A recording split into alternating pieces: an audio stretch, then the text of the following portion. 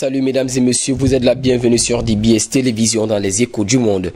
En Birmanie, le porte-parole du parti au pouvoir a déclaré ce lundi 1er février 2021 que la dirigeante birmane Aung San Suu Kyi ainsi que plusieurs hauts représentants de son parti ont été arrêtés lors d'une opération menée à l'aube par l'armée. Selon lui, elle serait détenue à Naypyidaw, la capitale du pays. Il suppose aussi que l'armée est en train d'organiser un coup d'État. Dans un communiqué publié quelques heures plus tard sur leur page Facebook, l'armée birmane a promis de nouvelles élections une fois que l'état d'urgence d'un an proclamé à la suite de son coup d'État serait écoulé.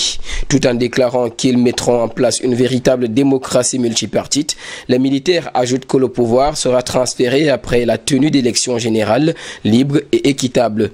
Pendant ce temps-là, dans un communiqué signé par cette dernière, il est écrit, je cite, « Les agissements de l'armée sont des actions qui remettent le pays sous dictature. J'exhorte la population à ne pas accepter cela, à réagir et à manifester de tout cœur contre le putsch mené par l'armée. »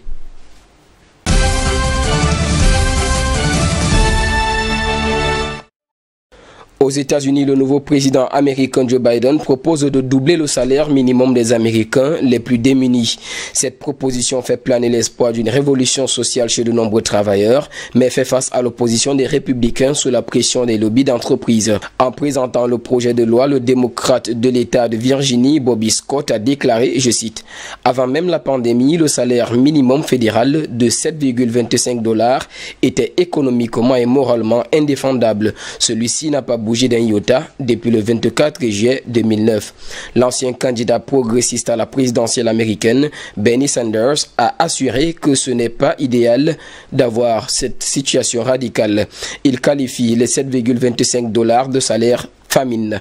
Dans le pays le plus riche du monde, quand on travaille 40 heures hebdomadaires, on ne devrait pas vivre dans la pauvreté, a martelé le sénateur du Vermont qui porte le projet et espère convaincre les sceptiques.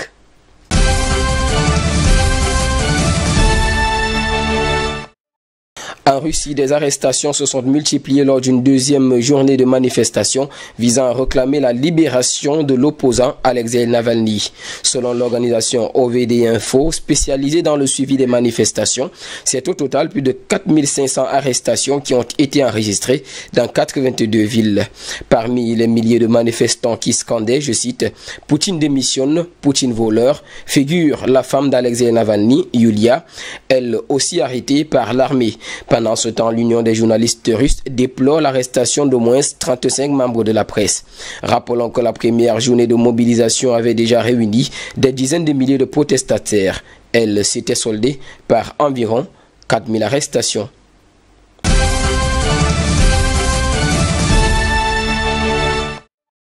En France, le pays restreint la disponibilité de ses frontières pour riposter contre le coronavirus. L'accès en France à un pays membre de l'Union européenne se fait sous condition de présentation d'un test PCR négatif, excepté pour les travailleurs frontaliers. Depuis la découverte cette semaine d'un premier cas de variant anglais du Covid-19 à Martinique, il faudrait désormais pour aller à l'étranger ou en outre-mer des raisons valables, dont 3 motifs impérieux sont retenus par le gouvernement, à savoir la santé, la famille ou le travail. Dans les aéroports, les contrôles seront réalisés d'abord les compagnies aériennes, puis par la police des frontières. Avec toutes ces restrictions, le gouvernement Castex espère limiter la circulation du nouveau variant du virus susceptible d'aggraver la pandémie dans le pays.